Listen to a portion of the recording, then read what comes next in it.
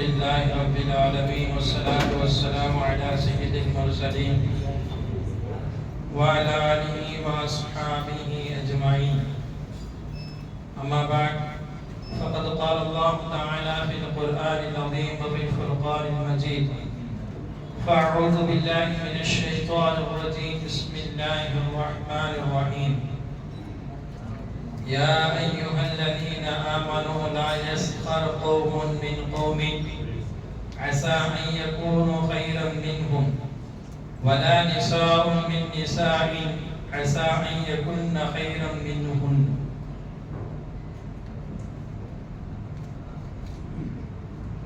அனைத்து புகழும் அகிலத்தாரை படைத்து பரிபாலிக்கும் எல்லாம் வல்ல அல்லாஹ்வுக்கே உரித்தாகுக. அவனுடைய சாந்தியும் சமாதானமும் நலபெருமானார் ஸல்லல்லாஹு அலைஹி வஸல்லம் அவர்கள் மீதும் அவர்களின் அடிச்சுவற்றை பின்பற்றி வந்த சத்திய சஹாபாக்கள், தாபீன்கள், முத்தகீன்கள், நாதாக்கள், நல்லடியார்கள் நம் அனைவர்களின் மீதும் என்றென்றும் நிரப்பமாக உண்டாகட்டுமாக. சகை பொருந்தி அல்லாஹ்வின் நல்லடியார்களே, 21வது தராவீஹ் இன்றைய தினம் ஓதிய சூரத்துல் ஹுஜராத்தினுடைய தெளிவுரையை குறித்து நாம் பார்க்க இருக்கிறோம். ஹுஜராத் என்றால் அறைகள் என்று பெயர். நம்முடைய வீட்டில் இருக்கக்கூடிய அந்த ரூம், அறை, அதற்கு பன்மை அறைகள் என்று அல்லாஹ் சொல்கிறார். இதற்கு ஏன் அறைகள் என்று பெயரிடப்பட்டதென்றால், ஹுஜராத் சூராவிலே 4வது அத்தியாயத்தில் பெருமானார் ஸல்லல்லாஹு அலைஹி வஸல்லம் அவருடைய வீட்டை குறித்தும் பேசப்படுகிறது. வீடு வீடு என்று சொல்லும் அளவுக்கு பெருமானாருடைய வீடு அப்படி கிடையாது. அப்படி இருந்திருந்தால் அல்லாஹ் இங்கு புயூத் என்று சொல்லியிருக்க வேண்டும். ஆனால் அல்லாஹ் ஹுஜராத் என்று சொல்வதின் காரணம், பெருமானார் ஸல்லல்லாஹு அலைஹி வஸல்லம் வீடே அறையாகத்தான் இருந்தது. நம்முடைய வீட்டில் இப்போது எப்பொழுது பல அறைகள் இருக்குமோ அந்த அறை தான் பெருமானாருடைய வீடாகவே இருந்தது. எனவே தான் இந்த சூராவுக்கும் அப்படி பெயர் கொள்ளப்பட்டது. இந்த சூராக்கை நாம் ஒரு 3 பிரிவாக பிரிக்கலாம். சூரத்துல் ஹுஜராத் முதல் பகுதியில் பெருமானார் ஸல்லல்லாஹு அலைஹி வஸல்லம் அவருடைய கண்ணியத்தை குறித்து அல்லாஹ் பேசுகிறார். நீங்கள் நபியிடம் பேசும் பொழுது எப்படி பேச வேண்டும்? சக மனிதர்களுடன் பேசுவதை போல ரசூலுல்லாஹ்விடம் பேசக்கூடாது. நாயகம் என்ற உங்களுடைய நபி என்பவர்கள் அல்லாஹ்வுக்கு அடுத்து எல்லாம் அந்த நபிதான்.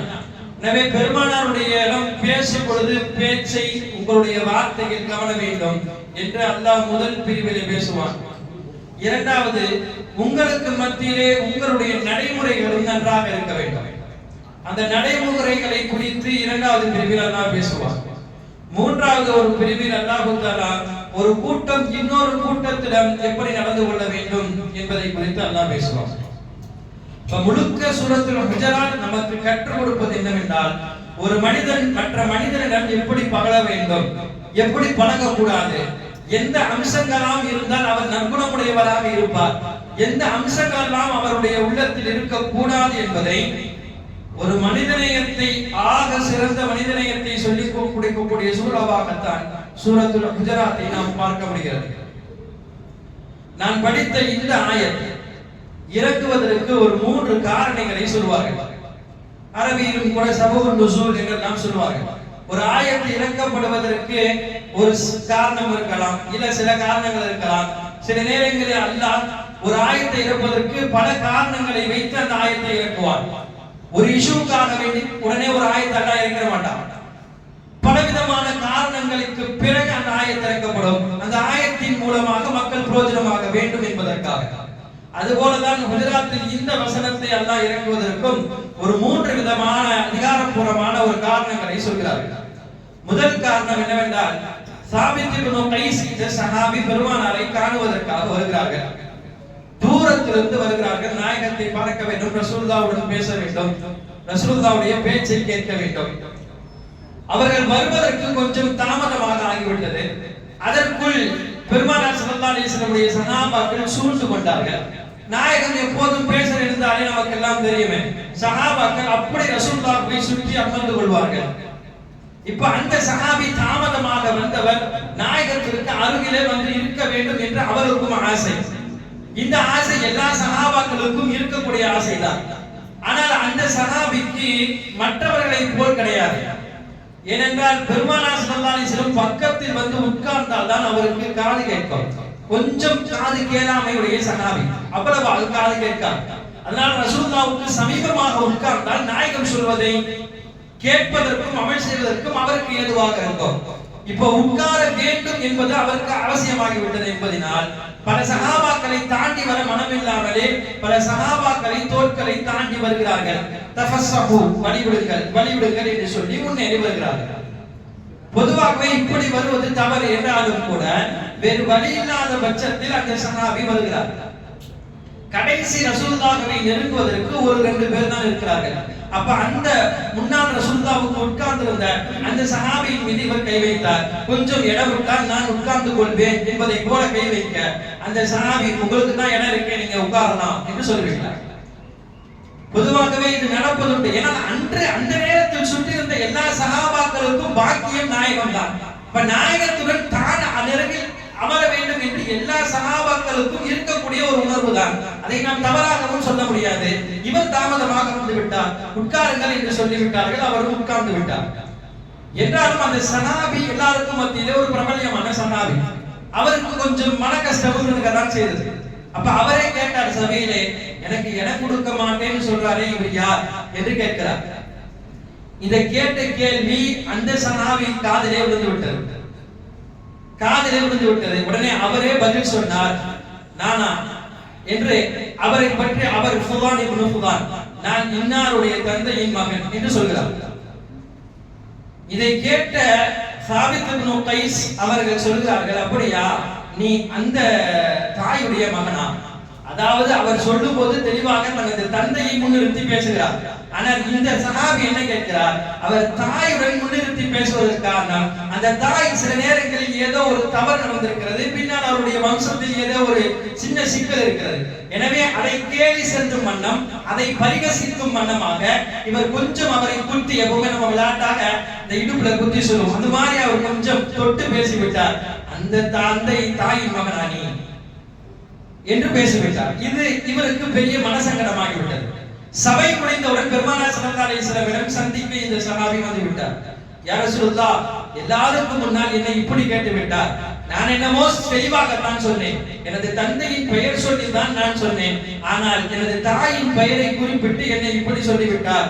எனக்கு இது மனசங்கடம் ஏற்படுத்தி விட்டது என்று சொல்லும் போதுதான் அல்லாஹ் இந்த ஆயத்தை இறக்குகிறான். யா அய்யுஹல்லதீன ஆமனூ, ஈமான் கொண்ட விசுவாசிகளே, லா யஸ்கர் கௌமுன் மின் கௌமின், நீங்கள் ஒரு கூட்டம் ஒரு கூட்டத்தை பரிகாசம் செய்ய வேண்டாம். அஸா யகூனு கைரம் மின்கும், அப்படி நீங்கள் பரிகாசம் செய்தால் பரிகாசம் செய்யப்படுபவர்களை விட உயர்ந்தவர்களாக இருக்கலாம். யார் பரிகாசம் செய்கிறார்களோ, யாரை பரிகாசம் செய்யப்படுகிறார்களோ அவர்கள் உயர்ந்தவர்களாக இருக்கலாம் இவர்களை விட என்று இந்த ஆயத்தை அல்லாஹ் இறக்கி காட்டுகிறார். இது முதல் காரணம். அப்போ பரம்பரையை வைத்தும் சில நேரங்களில் இப்படி பரிகாசம் செய்வார்கள், சில நேரங்களில் உடல் அமைப்புகளை வைத்தும் பரிகாசம் செய்கிறார்கள். இப்படி பலவிதமான பரிகாசம் செய்யும் பொழுதுதான் அல்லாஹ் மொத்தமாக இந்த தெளிவுக்காக இந்த ஆயத்தை இறக்குகிறார். இரண்டாவது, பனு தமீம் கூட்டத்தினர்கள் நாயகம் ஸல்லல்லாஹு அலைஹி வஸல்லம் சந்திக்க வந்தார்கள். கொஞ்சம் நல்ல இருக்கப்பட்டவர்கள் அவர்கள் தான். பெருமானார் ஸல்லல்லாஹு அலைஹி வஸல்லம் சந்திக்க வர நாயகத்துடன் பேச்சுவார்த்தை முடிகிறது. முடிந்து அவர்கள் வெளியே போகும் பொழுது திண்ணை தோழர்கள் இருப்பார்களே, அந்த சஹாபாக்கள், குறிப்பாக அந்த நேரத்தில் உட்கார்ந்து இருந்தது பிலால் ரலியல்லாஹு அன்ஹு, அபூபக்கர் ரலியல்லாஹு அன்ஹு, ஸாலிஹ் இவர்கள் எல்லாம் உட்கார்ந்து இருந்தார்கள். அப்ப இந்த சஹாபாக்களை கொஞ்சம் ஏளனமாக பார்த்தார்கள். ஏளனமாக பார்ப்பதற்கு என்ன காரணம் என்றால், அவர்கள் உடை அந்த அளவுக்கு சரியில்லாமல் இருந்தது. மேலாடை கீழாடை என்பது அப்பொழுது இருக்கப்பட்டவருடைய ஆடைகள். ஆனால் சஹாபாக்களுடைய ஆடைகள் எல்லாம் ஒரே ஆடைதான், ஒரு பெரிய ஒரு போர்வையை சுற்றிக் கொள்வார்கள், இல்ல வேற ஏதாவது ஒரே ஆடை தான் முழுக்க இருக்கும். கொஞ்சம் ஆடை அலங்காரம் இல்லாமல் இருந்தது. இந்த ஆடை அலங்காரம் இல்லாததை கொஞ்சம் ஏளனமாக இவர்கள் பார்த்ததினால் அடுத்து அல்லாஹ் உடனே ஆயத்தை இறக்குகிறான். இந்த ஆயத்தை, நீங்கள் யாரை பரிகாசம் செய்வீர்களோ செய்யப்படுபவர்களை விட உயர்ந்தவர்களாக இருக்கலாம். உண்மையும் அதுதான். பிலால் ரலியல்லாஹு அன்ஹு அவர்களை பார்த்து ஏளனமாக பார்த்தார்கள். ஆனால் பெருமானார் ஸல்லல்லாஹு அலைஹி வஸல்லம் இந்த பிலால் ரலியல்லாஹுவை உலகத்தின் உச்சத்தில் நிப்பாட்டி பேசினார்களா இல்லையா? அந்த காபாவுக்கு முன்னால் மேலே ஏறி பாங்க சொல்லக்கூடிய ஒரு மிகப்பெரும் பாக்கியம் இந்த கருப்பினத்தின் அடிமை பிலால் ரலியல்லாஹு அன்ஹுவுக்கு தானே அல்லாஹ் கொடுத்தார்.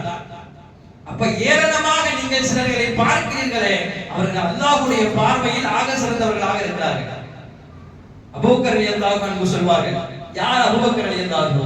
நாயகத்துக்கு அடுத்து யாரையாவது நாம் தேடினால் அபூபக்கர் ரலியல்லாஹு அன்ஹு அவர்களை தான் பார்க்க வேண்டும். நபிமார்களுடைய அந்தஸ்து முடிந்து நபிமார்களுக்கு அடுத்து ஒருவர் உலகத்தில் இருக்கிறார், நான் அவரை காண வேண்டும் என்று நாம் நாடினால் அதில் அபூபக்கர் ரலியல்லாஹு என்ற முதல் சஹாபி அவர்களைத்தான் நாம் பார்க்க வேண்டும். அவர்களை பார்ப்பது நாயகத்தை பார்ப்பதை போன்றே இருக்கும். கிட்டத்தட்ட உடல் நடை பாவனை எல்லாத்தையும் பெருமானாரை கொண்டே மாற்றிக் கொண்டவர்கள் அபூபக்கர் ரலியல்லாஹு அன்ஹு. அந்த அபூபக்கர் ரலியல்லாஹு அன்ஹு சொன்னார்கள், பிலாலை பார்த்து பிலால் பிலால் என்று பேச மாட்டார்களாம், யா சையதனா, எனது தலைவரே என்று கூப்பிடுவார்கள். பிலால் ரலியல்லாஹுடைய அந்தஸ்து என்ன? நாயகம் ஸல்லல்லாஹு அலைஹி வஸல்லம் சொல்லதான் செய்தார்கள், பிலால், நான் எப்போது சுவனத்திற்கு போனாலும் உனது காலடி தளத்தை சுவனத்திலே கேட்கிறேன். அந்த அல்லாஹ் இறக்கிய அந்த ஆயத்து எப்படி சரியாக ஆயத்தை இணைத்து அல்லாஹ் பேசுகிறார். சில பேர்களை நீங்கள் பரிகாசம் செய்கிறீர்கள், ஆனால் செய்பவர்களுடைய நிலை என்ன தெரியுமா? செய்யப்படுபவர்கள் யாரோ அவர்கள் உங்களை விட உயர்ந்தவர்களாக இருக்கிறார்கள். உலகத்தில் பல பேர்களை நாம் அப்படி பார்க்கிறோம். பார்ப்பதற்கு சரியான உடை இருக்காது, ஒரு பக்கரையாக இருப்பார்கள், அவ்வளவாக யாரிடத்திலும் சரிவர பேச்சு பேச மாட்டார்கள், தன்னை கொஞ்சம் தனிமைப்படுத்திக் கொள்வார்கள். ஆனால் அவர்களை குறித்த ஹதீஸ்கள் இப்படி வருகிறது, அல்லாஹ்விடத்தில் அவர்கள் ஏதாவது கேட்டால் உடனே அல்லாஹ் அதை கபூல் செய்து கொடுக்கிறான், உடனே அதை நிறைவேற்றி கொடுத்து விடுகிறார்.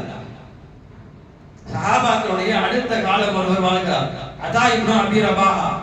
இவர்கள் கிட்டத்தட்ட பெரும் பெரும் மார்க்க அறிஞர்களுக்கெல்லாம் இவர்கள் உஸ்தாத். சொல்லப்போனால் அபூ ஹனீஃபா ரஹ்மத்துல்லாஹி அலைஹி அவர்களாம் இவர்களிடம் மண்டியிட்டு பாடம் படித்திருக்கிறார்களாம்.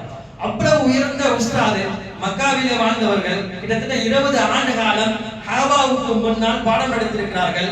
பெரும் பெரும் ஜனாதிபதிகள் எல்லாம் இவர்களுக்கு முன்னால் வந்து மண்டியிட்டு பாடம் கேட்டு போவார்கள். ஆனால் இவர்களுடைய உடல்களை குறித்து எழுதுகிறார்கள், இவர்கள் பார்ப்பதற்கு தொடர்ந்து இவர்களை பார்க்க முடியாத அளவுக்கு அவருடைய உடல் அம்சங்கள் இருக்கும். முகம் கொஞ்சம் கோணலாக, உதடுகள் எல்லாம் தண்டியாக, 8 வகையான உறுப்புகளை குறித்து எழுதி தருகிறார்கள். அப்ப இவர்களுடைய நிலையை இப்படி அல்லாஹ் ஆக்கினாலும் கூட அவர்களுக்கு அல்லாஹ் கொடுத்த அந்தஸ்து என்ன? 8 வகையான ஊனமாம் அவருடைய உடல். ஆனா அல்லாஹ் கொடுத்த அந்தஸ்து என்ன? யாரெல்லாம் இவர்களை பார்க்க வருகிறார்களோ எல்லாரும் இப்படி கேட்டு வருவார்களாம், ஆலமன் நாசிபி பனாசிகி அதா இப்னு அபி ரபாஹா. அதா இப்னு அபி ரபாஹா இருக்கிறாரா, எல்லா மக்களையும் விடவும் ஹஜ்ஜினுடைய சட்டங்களை அவர் தான் அதிகம் அறிந்து வைத்தவர், நான் அவரை பார்க்க வேண்டும் என்று பெரும் பெரும் அறிஞர்கள் எல்லாம் அவரிடம் வந்து பாடம் படித்து விட்டு போவார்கள். சில பேர்களை அல்லாஹ் அப்படி ஆக்கி இருக்கிறார். வெறும் உடல் பாங்குவை வைத்து யாரையும் நாம் நேர்த்தி செய்ய முடியாது, யாரையும் நாம் கணக்கு விட முடியாது. அவர்கள் அல்லாஹ்விடத்தில் ஏதாவது கேட்டால் உடனே அல்லாஹ் கொடுக்க தயாராக இருக்கிறார். இந்த ஆயத்தை இறங்குவதற்கு ஒரு 3 காரணம். முதலில் நாம் சொன்னோம் அந்த சாபித் இப்னு கைஸ் ரலியல்லாஹு அன்ஹு, இரண்டாவது சொன்னோம் பனு தமீம் கூட்டத்தினர்கள், மூன்றாவது ஒரு காரணம். அந்த மூன்றாவது காரணம் தான் இந்த ஆயத்தினுடைய இன்னொரு பாதி, வலா நிசாஉன் மின் நிசாஇன் அஸா யகுன்ன கைரம் மின்ஹுன். உங்களில் சில பெண்கள் சில பெண்களை கேலி செய்கிறார்கள், கேலி செய்யக்கூடியவர்களை விட கேலி செய்யப்படுபவர்கள் உயர்ந்தவர்களாக இருக்கலாம். இது பெண்களுடைய விஷயத்தில் தனியாக பேசுவதற்கு அதற்கும் பின்னால் பின்னணி வருகிறது. பொதுவாக பெண்களுக்கு இந்த பவம் அதிகமாக இருக்கிறது. என்னன்னா, பொதுவாகவே புறம் பேசுதல், மற்றவர்களை பற்றி பேசுதல், இந்த கண் வைத்து கை அசைத்து பேசுதல், இதுவெல்லாம் ஆண்களை விட அதிகமாக பெண்களிடத்தில் இருக்கக்கூடிய ஒரு பெரிய தவறுகள். பெருமானார் ஸல்லல்லாஹு அலைஹி வஸல்லம் மிஅராஜில் அதிகமாக பெண்களை பார்த்தேன், அவர்கள் எல்லாம் நரகத்திலே இருந்தார்கள், யா ரசூலுல்லாஹ் ஏன் என்று கேட்டதற்கு நாயகம் ஐத்தானே பதிலாக சொன்னார்கள், புறம் பேசுதல், கோல் பேசுதல், இந்த தன்மைகள் எல்லாம் ஆண்களை விடவும் அதிகமாக பெண்களிடத்தில் ஊடுருவி இருக்கிறது. பெருமானார் ஸல்லல்லாஹு அலைஹி வஸல்லம் சஃபியா ரலியல்லாஹு அன்ஹாவை திருமணம் முடிக்கிறார்கள். அதற்கு முன்னால் சஃபியா ரலியல்லாஹு அன்ஹா யஹூதியத்தில் இருந்த பெண்மணி, அப்பதுக்கு பிறகு இஸ்லாத்திற்குள்ளே வந்து விட்டார்கள். திருமணம் முடித்த பிறகு இருந்த மற்ற மணிமார்களுக்கெல்லாம் கொஞ்சம் ஏக்கம். புதிதாக திருமணம் கொடுத்த பெண் தானே, கொஞ்சம் அது இருக்கத்தானே செய்யும், ஏதாவது சொல்லி சஃபியாவை நாம் பேசலாமா என்று எதிர்பார்த்திருக்கும் பொழுது இதை சொன்னார்கள். சஃபியா, நீ என்னதான் இருந்தாலும் ஆரம்ப காலத்துல யகுதியத்துல இருந்த பெண் தானே, எகுதுடைய தந்தையுடைய பெண் தானே என்று அவர்களை பற்றி பேசினார்கள். இது அவர்களுக்கு பெரிய மனக்கசப்பை ஏற்படுத்தியது. நாம் ஆரம்ப கட்டத்தில் எப்படி இருந்தோமோ இப்போது இஸ்லாத்திற்கே வந்து விட்டோமே, முழுக்க முழுக்க நாம் நம்மை இஸ்லாத்தில் இணைத்துக் கொண்டோமே, ஆனாலும் இவர்கள் இப்படி பேசுகிறார்களே என்ற இந்த விஷயத்தை தாங்க முடியாமல் ரசூலுல்லாஹ்விடம் சொல்லிவிடுகிறார்கள். பெருமானார் ஸல்லல்லாஹு அலைஹி வஸல்லம் அதற்கு அதை பெரிதாக எடுத்துக்கொள்ளாமல் நாயகம் சொன்ன அழகான பதில் என்னவென்றால், அவர்கள் தான் அப்படி பேசினால் சஃபியா, நீங்கள் அவருக்கு திருப்பி கேட்க வேண்டாமா, நீங்கள் எங்கிருந்து வந்தவர்கள், உங்களுடைய மூதாதையர்கள் யார், அந்த மூசா அலைஹிஸ்ஸலாம் ஹாரூன் அலைஹிஸ்ஸலாம் உடைய உங்களுடைய மூதாதையர்கள் எல்லாம் நபிமார்களாக இருந்திருக்கார்களே, நீங்கள் அதை சொல்ல வேண்டாமா, உங்களுடைய கணவர் முஹம்மது ஸல்லல்லாஹு அலைஹி வஸல்லம் நீங்கள் அதை கொண்டு பெருமைப்படுத்தியிருக்க வேண்டாமா, அதை விட்டு விட்டீர்களே, இன்னொரு தடவை கேட்டால் இப்படி நீங்கள் சொல்லுங்கள் என்று பெருமானார் ஸல்லல்லாஹு அலைஹி வஸல்லம் சொல்லித் தருகிறார்கள். பொதுவாக நாயகம் ஸல்லல்லாஹு அலைஹி வஸல்லம் யாராவது ஏதாவது பரிகாசம் செய்ய வந்தால் பெருமானார் பேசக்கூடிய பேசி அடுத்து அவர் வாய் திறக்காதது கூட நாயகத்துடைய பேச்சு இருக்கும். இது முடிந்து விட்டது. அடுத்த ஒரு கட்டம் வருகிறது. சஃபியா ரலியல்லாஹு அன்ஹா மற்ற சாதாரண பெண்களை போல கிடையாது, கொஞ்சம் அதிக குட்டையாக இருப்பவர்கள். ஒரு ஒட்டகத்தில் வெளியூர் போகும்போது ஏற வேண்டிய ஒரு தேவை ஏற்படுகிறது. அவர் ஒரு ஓரளவு ஹைட்டா இருந்தா இங்க அங்க பிடிச்சி ஏறிடலாம், இவங்க ரொம்ப குட்டை ஏற முடியல, பிடிச்சி ஏறாங்க முடியல. பெருமானார் ஸல்லல்லாஹு அலைஹி வஸல்லம் பார்த்து தான் இருக்கிறாங்க. வந்த நாயகம் ஸல்லல்லாஹு அலைஹி வஸல்லம் தான் ஒரு முட்டிக்கால் போட்டு உட்கார்ந்து விட்டார். யார்? அல்லாஹ்வுடைய நபி ஒரு தன மனைவிக்காக வேண்டி ஒரு கணவனுடைய முன்மாதிரியாக நீ பார்க்க பண்ணா நாயகத்தை எடுத்துக் கொள்ளலாம். பெருமானார் ஸல்லல்லாஹு அலைஹி வஸல்லம் அந்தஸ்தை நாம் எப்படி சொல்ல வேண்டும், ஆனால் அந்த நாயகன் ஒரு கணவனாக ஒரு மனைவிக்கு எப்படியெல்லாம் நடக்க வேண்டுமோ அப்படி நடந்தார்கள். நம்ம அந்த நேரத்தில் அப்படி செய்வோமா என்று நம்மளே பல பேர்கள் யோசிப்போம். அடுத்து ஏறுறதுக்கு ஏதாச்சும் வழி இருக்காதான் யோசிப்போமே தவிர எம்மையே நாம் அர்ப்பணிக்க மாட்டோம், கொண்டு போய் கொடுக்க மாட்டோம். ஆனால் அத்தனை பெரிய நபி பெருமானார் ஸல்லல்லாஹு அலைஹி வஸல்லம் எல்லாத்தையும் மறந்துட்டு மனைவிக்காக போய் ஒரு கால் முட்டி போட்டு உட்கார்ந்தார்கள். ஏறு சஃபியா, உனது காலை எனது முட்டி மேல் வைத்து ஏறு சொன்னது பெருமானார் ஸல்லல்லாஹு அலைஹி வஸல்லம். இதை பார்த்து மற்ற மனிதர்களுக்கெல்லாம் எப்படி இருக்கும், அது சொல்லவா வேணும்? பார்த்து பெரிய பொறாமை ஏற்பட்டது. அப்போ இப்ப என்னன்னா, இப்போ நமக்கு ஏற்கனவே சஃபியாவை ரசூலுல்லாஹ் இப்படி வைத்திருக்கார்கள், இதுல இந்த சஃபியா ரசூலுல்லாஹ்க்கு மேல கால் வைத்து ஏறி உட்கார்வதா, எந்த அளவுக்கு ரசூலுல்லாஹ் முக்கியம் கொடுத்து விட்டார்கள் என்ற ரீதியில் ஆக்கப்பட்டார்கள். சில நேரங்களில் அவர்கள் மறுத்தாலும் கூட பெருமானார் கட்டளையின் காரணமாக ஏறி ஒட்டகத்தின் மீது உட்கார்ந்து விட்டார்கள்.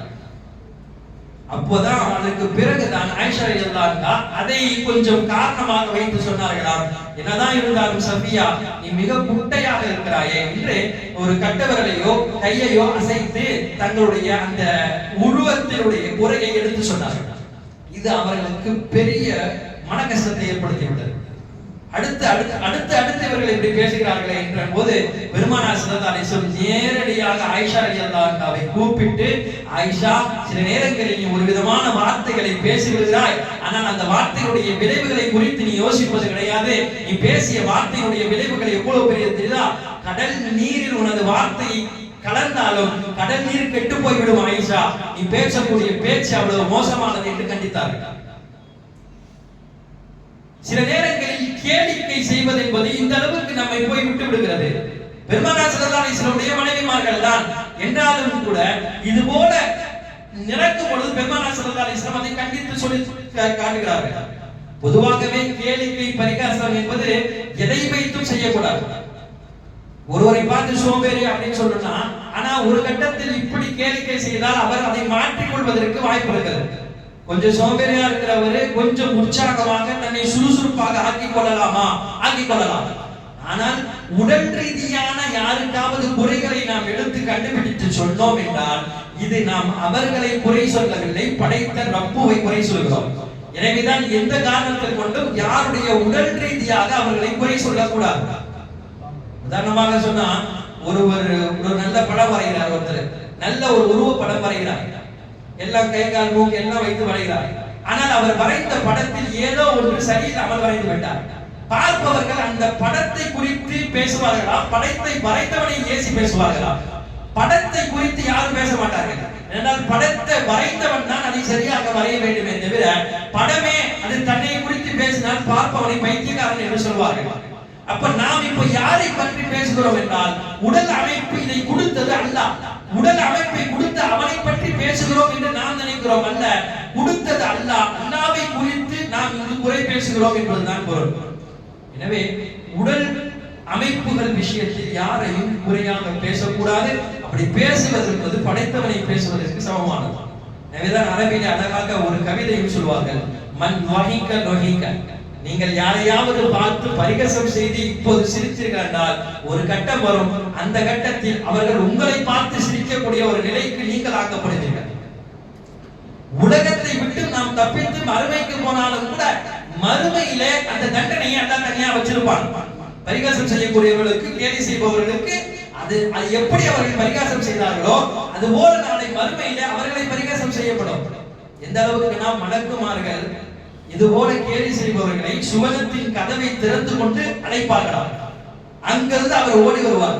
சுவனத்திற்கு வாருங்கள், உள்ளே போகலாம் என்று மலக்குமார்கள் அழைப்பு கொடுப்பார்கள். அவர் தூரமான இடத்திலிருந்து ஓடி வருவார். ஓடி வந்தவர் எப்படியாவது சுவனத்தின் கதவு திறந்திருக்கிறது, உள்ளே நுழைந்து விடலாம் என்று உள்ளே வரும் பொழுது கிட்ட வந்தவன் கதவை அடைத்து விட்டு இது உங்களுக்கான சுவனம் கிடையாது, திரும்பி போங்கள் என்று அனுப்பி விடுவார்கள். ஏன் இப்படி செய்தீர்கள்? உலகத்தில் இப்படி எத்தனை பேர்களை நீங்கள் பரிகசம் செய்து, கேலி செய்து, நகைச்சுவை செய்து அவருடைய மனதை கஷ்டப்படுத்தியிருந்தீர்கள். அதற்காக அல்லாஹ் இன்று உங்களுக்கு கொடுக்கக்கூடிய தண்டனை. எனவே உலகத்தில் நாம் அப்படி யாரையாவது கேலி செய்திருந்தால், அவர் மனம் கஷ்டப்பட்டிருந்தால், நாம் முதலில் அதற்கு மன்னிப்பு கேட்க வேண்டும். சரி, அப்போ இது மாதிரி சில விளையாட்டுகள் நமக்கு மத்தியில ஃப்ரெண்ட்ஸ் மத்தியில விளையாடுறோம், சில நேரங்களில் நெருங்கிய நண்பர்களுக்கு மத்தியில விளையாடுறோம், இதெல்லாம் கூடவே கூடாதா என்றால் அப்படியும் சரியா சொல்லவில்லை. அனுமதிக்கப்பட்ட ரீதியிலே நகைச்சுவையாக விளையாடுவது என்பது வரவேற்கத்தக்கது, அதற்கு எந்த தடையும் கிடையாது. பெருமானார் ஸல்லல்லாஹு அலைஹி வஸல்லம் ஒரு கிழவி கேட்டது, யா ரசூலுல்லாஹ், நான் சுவனத்திற்கு போக வேண்டும், அதற்கு என்ன அமல் செய்ய வேண்டும்? கிழவிகளுக்கு கூட அந்த ஆசை இருக்கத்தான் செய்தது. அந்த வயதான மூதாட்டி அந்த மூதாட்டியாக இருக்கக்கூடிய நேரத்திலும் ஏதாவது அமல் செய்து எப்படியாவது சுவனத்திற்கு போய்விட என்ற ஒரு ஆசை. பெருமானார் ஸல்லல்லாஹு அலைஹி வஸல்லம் கேட்ட கேள்விக்கு சடக் என்று ஒரு பதில் சொன்னார்கள். இளவைகளை எல்லாம் அல்லாஹ் சுவனத்தில் அனுமதிக்க மாட்டான், மூதாட்டி எல்லாம் அல்லாஹ் சுவனத்தில் அனுமதிக்க மாட்டார். சொன்னவர்கள் பெருமானார் ஸல்லல்லாஹு அலைஹி வஸல்லம். ரசூலுல்லாஹ்வுடைய வாக்கு பேசினால் உண்மைதான் பொய்யாகாது. உடனே சட்டென்று யா ரசூலுல்லாஹ் என்ன சொல்கிறீர்கள்? பொறுமையாக இருங்கள், நீங்கள் கிழவியாக அல்லாஹ் உள்ளே அனுமதிக்க மாட்டான், உங்களை குமரியாக மாற்றி இளமையாகத்தான் உள்ளே அனுமதிப்பார்கள் என்றார் என்று பெருமானார் ஸல்லல்லாஹு அலைஹி வஸல்லம் சொல்ல அந்த மூதாட்டி சிரித்தார் என்று பலர் எழுதுகிறார்கள். அப்ப இது போல சில நகைச்சுவையாக பேசுவது என்பது அனுமதிக்கப்பட்டது. அதே நேரத்தில் அது யாருடைய மனதிற்கும் கஷ்டப்படாமல் இருந்தால்தான் ஷரியத் அதை வரவேற்கிறது. யாருக்காவது ஏதாவது கஷ்டத்தை கொடுக்கிறது என்று இருந்தால் கண்டிப்பாக அப்படி பேசுவது என்பது கூடாது. பெருமானார் ஸல்லல்லாஹு அலைஹி வஸல்லம் வரலாற்றிலிருந்து நம்மால் படிக்கப்படுகிறது. அடுத்து அந்த ஆயத்துடைய தொடர், வலா தல்மிசு அன்ஃபுஸக்கும். அல்லாஹ் சொல்றான், உங்களுக்கு மத்தியில் நீங்கள் யாரையும் பழித்து பேசாதீர்கள். இதுவும் இன்னைக்கு நம்மள்ட்ட அதிகமாக இருக்கு. பழித்து பேசுதல் தான் ரெண்டு வகை இருக்கு. ஒண்ணு சாபம் உள்ளது, இல்ல சில நேரங்களில் நம்மளே அறியாமல் சில வார்த்தைகளை சொல்வது, அதுவும் பழித்து பேசுவதுதான். ஆனா நம்ம அதை பழித்து பேசுவதாக நினைப்பதில்லை, அவ்வளவுதான். சாபம் உள்ளது மட்டும்தான் பழித்து பேசுவது என்பது கிடையாது. கோபத்தில் நமது பிள்ளைகளை எப்படியாவது திட்டி விடுகிறோமே, அதுவும் இதற்குள்ளே தான் சாபம். பல நேரங்களில் இது நமது வாழ்க்கையிலும் நம்முடைய பிள்ளைகளுடைய விஷயத்திலும் நடக்கிறது. பல சேட்டைகள் செய்யலாம், முடியல வீட்டுல என்ற கட்டத்துல ஒரு கட்டத்துல சொல்றோம், இப்படிலாம் நீ சேட்டை பண்ணிருந்தா நீ எப்படி உருப்பிடுவியா? உருப்பிடாம போயிருவ, உனக்கெல்லாம் எங்க படிப்பு வரப்போகுது. ஒரு கட்டம் வரைக்கும் சொல்லி கொடுப்போம், அப்புறம் படிக்கலன்னா என்ன படிக்கிற, இப்படி படிச்சா உனக்கெல்லாம் படிப்பு வரும், உனக்கெல்லாம் படிப்பு ஏறுமா என்று ஒரு பெற்றோருடைய நாவில் இருந்து வரக்கூடிய இந்த வார்த்தை என்பது சாப வார்த்தை. எந்த நேரத்திலும் அல்லாஹ் அதை கபூல் செய்து கொடுத்து விடுவார். ஆனால் நாம் அதை இன்னும் விளக்காமலே இருக்கிறோம். ஒரு தாய் செய்யக்கூடிய துவா, ஒரு தாய் செய்யக்கூடிய பத்துவா, தன்னை அறியாமல் தனது பிள்ளைகளுக்காக வேண்டி ஒரு கோபத்தில் நேரத்தில் அவர்கள் அப்படி செய்து விட்டால் சில நேரத்தில் அல்லாஹ் அதை ஏற்றுக்கொள்வார். இன்றும் வரை பெரும்பாலான பெற்றோர்களுக்கு அது புரிவது கிடையாது. நமக்கெல்லாம் தெரியும், ஹரமீனுடைய இமாம் சுதேசி இமாம், இன்றும் கூட அவர்களை நம்மால் பிரபல்யமாக கேள்விப்படுகிறோம். அவர்கள் கிராத்தை கேட்டால் மயங்கி விடுகிறோம். அப்படிப்பட்ட இமாம் 2 பள்ளிகளுக்கும், உலகத்தில் ஆக சிறந்த பள்ளிவாசல் மஸ்ஜித் நபவி காபத்துல்லாஹ், 2 பள்ளிகளுக்கும் ஆக பெரும் இமாமாக ஆகினீர்களே, இதற்கு என்ன காரணம் என்று அவரை கேட்டிருக்கிறார்கள். உண்மையில் அவருடைய உழைப்பு அதற்கு காரணம். அல்லாஹ்வுக்காக எல்லா நேரங்களிலும் குர்ஆனுடைய தன்னை இணைத்துக் கொண்டார்கள். குர்ஆன் இல்லாத நேரங்கள் என்பது மிக குறைவு. இதெல்லாம் பின்னணி இருந்தாலும் கூட அவர்கள் அந்த நேரத்தில் எதையும் சொல்லல. அவங்க சொன்ன ஒரே ஒரு வார்த்தை என்னன்னா, எனது தாய் செய்த துவா, நான் இந்த இடத்துல இருக்கிறேன். இப்ப தாய் செய்த துவா என்பது அப்ப உங்களுக்காண்டி தாய் அதிகமா துவா செய்திருக்காங்களா என்று கேட்கும் பொழுது சொன்னார்களாம், ஏன் செய்யவில்லை, தொழுகும் போதெல்லாம் எனது தாய் எனக்காக துவா செய்வார்கள் என்பது மட்டும் சொல்லவில்லை. அதற்கு அடுத்து ஒரு வார்த்தை சொல்றாங்க, அதுதான் நமக்கு இங்க முக்கியம். சொன்னார்களாம், நான் சிறு வயதில் இருக்கும் போது ஏராளமான சேட்டைகள் செய்வேன். இன்னைக்கு பிள்ளைகள் எல்லாம் செய்யற மாதிரி தானே, அவர்கள் இந்த கட்டத்தில் இப்ப இருந்தாலும் பிள்ளைகளுடைய காலத்தில் பிள்ளைகளாகத்தானே இருந்திருப்பார்கள். அப்படியெல்லாம் செய்யும் பொழுது எனது தாய்க்கு உச்சகட்ட கோபம் வரும். அவங்களுடைய சிந்தனை எல்லாம் மிகப்பெரிய இமாமாக்கணும் நினைச்சிருக்காங்க. ஆனா நான் இது மாதிரி சேட்டைகள் எல்லாம் செய்யும் பொழுது பார்த்து விட்டு அவர்கள் மனம் உடைந்து போய் என்ன செய்வது என்று தெரியாமல் நம்ம என்ன கேட்போம், என்ன ஓதுறதை விட்டு போட்டு இப்படியே விளையாடிட்டு இருக்க, நீங்க எல்லாம் இங்க ஹாஃபிஸா ஆகிறது, இமாம் ஆகிறது என்று பேசுவோம். ஆனால் அவர்களுக்கு அப்படியே மாற்றமாக சொல்வார்களாம், இவ்வளவு சேட்டை செய்யறியே, அல்லாஹ் உன்னை ஹரமைனுக்கு இமாமாக ஆக்கட்டும், அல்லாஹ் உன்னை மக்கா மதீனாவுக்கு இமாமாக ஆக்கட்டும் என்று இதை சாபமை துஆவாக செய்தார்கள். அந்த துஆ அல்லாஹ்விடத்தில் ஏற்றுக்கொள்ளப்படுகிறது. நாம் நம்முடைய பிள்ளைகளுக்கு அப்படி துஆ செய்தால் கண்டிப்பாக அல்லாஹ் அதை ஏற்றுக்கொள்வான். சில நேரங்களில் நாம் அதை மறந்து விடுகிறோம். மறந்து நமது ஆளியிலிருந்து வரக்கூடிய சில வார்த்தைகளை அல்லாஹ் சில நேரங்களில் கபூல் செய்து கொடுத்து விடுகிறார். எனவே யாரையும் பழித்து பேச வேண்டாம். அடுத்து அல்லாஹ் சொல்கிறான், வலா தனாபஸு பில் அல்காபி பிஸல் இஸ்மில் ஃபுசூக் பஅதல் ஈமான். நீங்கள் கெட்ட புனைப்பெயரை சொல்லி யாரையும் அழைக்காதீர்கள். ஈமான் ஏற்ற பிறகுமா மறுபடியும் இது மாதிரி செய்யறது, இது தவறான காரியம் இல்லையா என்று அல்லாஹ் கேட்கிறான். கெட்ட புனைப்பெயர், ஒருவருக்கு தவறான புனைப்பெயரை கூப்பிட்டு அழைத்தால் கண்டிப்பாக அவர் மனது கஷ்டப்படும் என்று தெரிந்த அது மாதிரியான புனைப்பெயர்களை கொண்டு அழைப்பது என்பது மார்க்கத்தில் தடை செய்யப்பட்டிருக்கிறது. அதே நேரத்தில் அவர் அந்த புனைப்பெயரை சொன்னால் மனம் மகிழ்வார், இல்லை அதை அவர் ஏற்றுக்கொள்வார். இரண்டு விதமாக இருக்குது. அது அவர் ஏற்றுக்கொள்றாரு, இல்ல அதனால அவர் மகிழ்ச்சி ஆகிறார் என்றால் அது மாதிரியான புனைப்பெயரை சொல்வது மார்க்கத்தில் அனுமதி சொல்லலாம். எத்தனையோ சஹாபாக்களுக்கு ரசூலுல்லாஹ் சொன்னதா செஞ்சிருக்காங்க. அபூபக்கர் ரலியல்லாஹு அன்ஹு என்று சொல்கிறோம், முன்னால் அபூபக்கர் சித்தீக் என்று சேர்க்கிறோம். சித்தீக் என்பதை ரசூலுல்லாஹ் கொடுத்த புனைப்பெயரா இல்லையா? அதே போல அப்துர் ரஹ்மான் என்றால் அப்துர் ரஹ்மான் இப்னு அவுஃப் ரலியல்லாஹு அன்ஹு, அபூ ஹுரைரா ரலியல்லாஹுடைய பெயர். எந்த அளவுக்குன்னா அசல் பெயரே மாறி புனை பெயரை சொன்னால்தான் நமக்கு தெரிகிறது, அந்த அளவுக்கு புனை பெயர் மாற்றப்பட்டு விட்டது. அபூ ஹுரைரா என்று சொன்னால் அவர்கள் கோபிப்பது கிடையாது, இது ரசூலுல்லாஹ்வுடைய வைத்த பெயர். அவர் பூனையே வைத்திருப்பதனால் நாயகம் ஸல்லல்லாஹு அலைஹி வஸல்லம் பூனையின் தந்தையை என்று கூப்பிட்டார்கள். அதை தன்னுடைய செல்ல பெயராக அவரும் வைத்துக் கொண்டார், இஷ்டப்பட்டார். ஹம்ஸா ரலியல்லாஹு அன்ஹு அஸதுல்லாஹ் என்று கூப்பிடுகிறோம், அல்லாஹ்வுடைய சிங்கம். சில பேர்கள் இன்னைக்கு அஸதுல்லாஹ் என்பதை பெயராகவே வைக்கிறார்கள். காலித் இப்னு வலீத் ரலியல்லாஹு அன்ஹு ஸைஃபுல்லாஹ் என்று புனை பெயர், அல்லாஹ்வுடைய வாள் என்று பெயர். ஸைஃபுல்லாஹ்வை என்று பெயராகவே வைக்கிறோம், அசலில் அது புனை பெயர் தான். இப்படி சந்தோஷம் தரக்கூடிய புனைப்பெயர்களை வைப்பது என்பது மார்க்கத்தில் தவறல்ல, அப்படி வைத்து கூப்பிடலாம். அதே நேரத்தில் அந்த புனைப்பெயர்கள் அவருக்கு கஷ்டப்படுத்தும், அவருக்கு மனதை வேதனைப்படுத்தும் என்றால் எக்காரணத்தையும் அது போன்ற புனைப்பெயர்களை வைத்து குறிப்பிடக் கூடாது. அதை பற்றி தான் அல்லாஹ் சொல்கிறான், வமல்லம் யதுப், இது போல செய்து விட்டு யார் தௌபா செய்து மீளவில்லையோ ஃபஉலாயிக ஹுமுல் ஸாலிமூன், அவர்கள் அல்லாஹ்விடத்திலே மாபெரும் அநியாயக்காரர்களாக இருக்கிறார்கள் என்று அல்லாஹ் சொல்கிறான். எனவே இந்த ஆயத்துகளில் முழுக்க நாம் பார்த்தது மற்றவரிடம் நாம் எப்படி பழகுவது. பெருமானார் ஸல்லல்லாஹு அலைஹி வஸல்லம் பேச்சுகளில் எவ்வளவு கவனமாக இருக்க சொன்னார்கள். பேச்சுக்கள் தான் நமது வாழ்க்கையாக ஆகிறது. எனவே அந்த பேச்சுக்களை நாம் சரி செய்தால் அந்த வாழ்க்கையும் நன்றாக இருக்கும். அல்லாஹ் தஆலா நமது பேச்சுக்களை சரி செய்யக்கூடிய வாக்கியத்தை தந்தருள் புரிவானாக. வாஹிரு தஅவானா அல்ஹம்துலில்லாஹி ரப்பில் ஆலமீன்.